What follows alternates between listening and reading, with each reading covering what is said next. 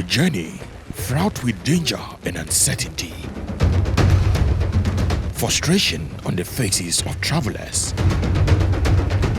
The media is awash with stories of corruption. Corruption is perceived to have worsened in the country. Will that be the Africa border crossing and not for the faint-hearted? Volumes of gasoline are smuggled to Benin. They're always taking too much money from us. We can't go in this continent like this. Let them know, give them the money, but let them know they are wrong. It's wrong.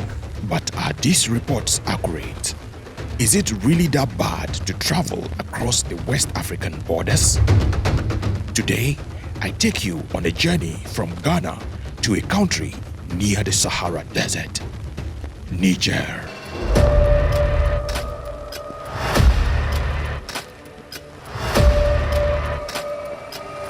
The distance between the two countries is over 3,000 kilometers, a journey which is certainly not for the faint-hearted.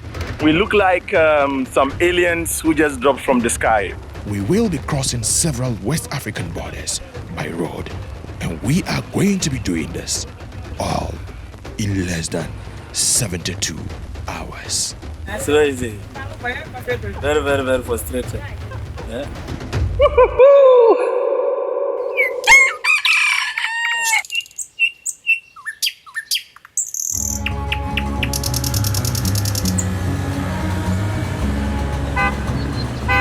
This promises to be a very interesting journey. So this right here is my good friend Sule. So this is the car we are using, so yeah. Let's begin with some context to this travel. I'm traveling today with some group of Ghanaian wrestlers who are on their way to stage a wrestling bout in the capital town of Niger, known as Niamey. Therefore, theoretically, this journey is supposed to be smooth because all papers are actually in place to get us across all the borders smoothly. However, we knew language was definitely going to be an issue.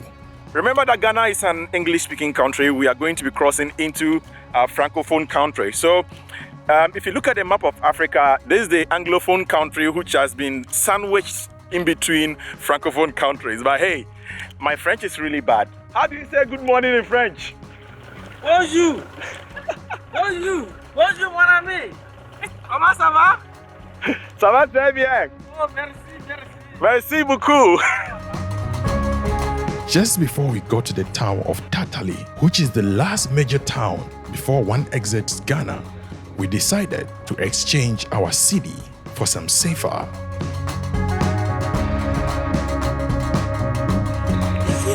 Guys, this is really amazing. If you look at the landscape here, it's crazy. And we've been told that this is the last place that we can use our Ghana cities. So we have to change into safer. Unfortunately, over here we used lots of the black market because here there's, as you can see, middle of nowhere. You know, there is no bank here. And even if there is bank, you can get there and they will tell you they don't have safer, they don't have the currency that you want to change to. So you have to resort to some of these means. So sometimes these are some of the things that hurt African economies because monies that will be going into the coffers of the government, it ends up in the hands of individuals. Once in the town of Tatali, we decided to go shopping for some few stuff in the market. It was there we started to see signs. Look at this amazing loaded vehicle.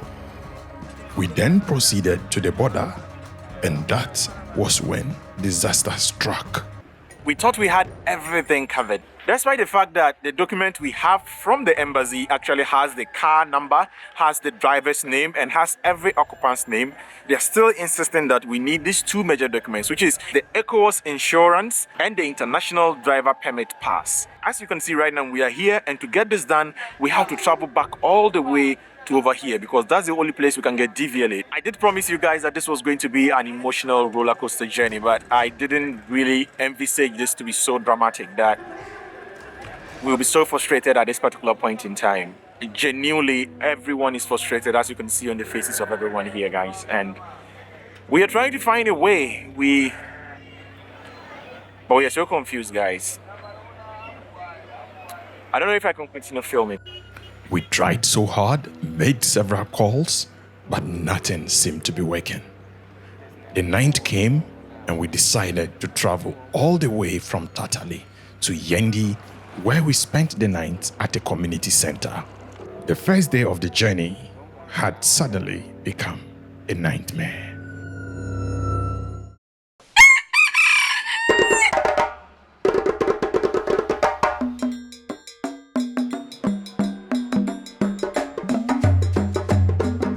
Good morning, guys. Just woke up and it was a crazy night. This has been a hell of an experience, and our driver is currently in Tamale trying to sort out all the necessary documents that we need, and he'll be back here hopefully within the next 4 hours. Then we hit the road again. So I woke up frustrated, but hey, you know me. Once I have cameras and filmmaking gear around, come on, I'll definitely be excited. A few hours later, our driver finally arrived with all the documents we needed. This is the ECOWAS insurance. This one is the international driving permit. Mostly it's recommended that every 6 months, if you enter another country, you do your renewal as you continue to use it. Then this one is also international certificate. This is for the vehicle itself. This is for the vehicle itself. If you're from Ghana, this is the car ownership certificate. We are officially ready for the journey. Sule is so tired. Smiles are back, and let's catch something to eat, and we'll be out of here first.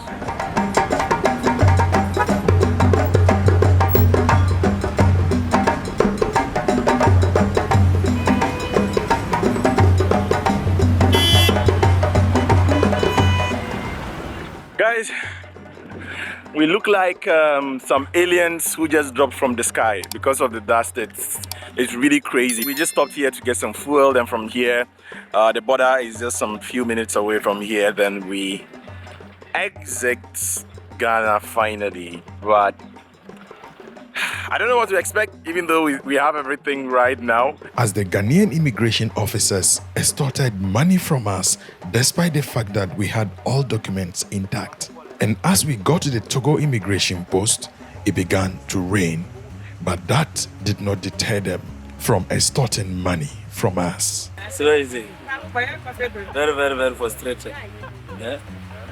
Oh, Africa, it's so sad. The kind of frustrations we've gone through here, it's crazy. Apart from the other costs that we had to pay individually as bribes, we had to also pay for the official pass, which is the laissez-passer, even though we did have an invitation letter endorsed by the ambassador. We kept traveling throughout the evening until night fell, where we soon arrived at the town of Kitao, the last border town between Togo and Benin. It was here a major fight ensued between the leader of our team and the custom officers. I pay money to enter African country.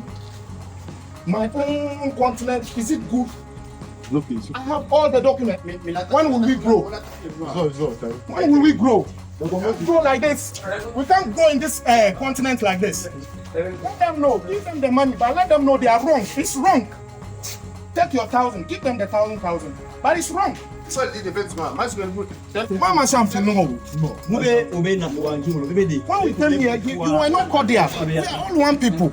After several hours of delays and we fighting over not paying the bribe, the immigration officers finally agreed to give us a free pass, which is due us legally since we are all members of ECOWAS states. We continued the journey through the night until morning came. Then we arrived at Malaville, the last major border town between Benin and Niger. We were told to disembark our vehicle and walk to the inspection facility, which we did comply. Over here, we virtually couldn't handle the pressure. At this point in time, we were just too tired to engage anyone in any fights. So, we agreed to pay the bribe, despite the fact that we had all the necessary documents that we needed from the embassy to make this trip possible. Something is fundamentally wrong with the implementation of the whole ECOWAS free trade policy. The leaders of all the West African countries will have to come together to re-evaluate the situation to make sure that people do not get frustrated traveling across Africa. A borderless Africa is a dream that I would subscribe to. Just before I end this video, I came across this amazing technology. The display of African science at its best. Despite Ghana being in the West African sub-region, we do not really have camels. Hence, seeing this was really a very great sight for me. Because these areas are closer to the Sahara Desert, they have to dig very deep wells and use very innovative ways of bringing up the water. They tie these ropes up onto these camels and the camels run a long distance which brings up gallons of water. I was fascinated by this technology and it also made me realize how we have taken the gift of water for granted. On the issue of a borderless Africa, I would do suggest that you share this video with any other person that could help make this dream of a proper paperless and borderless Africa possible.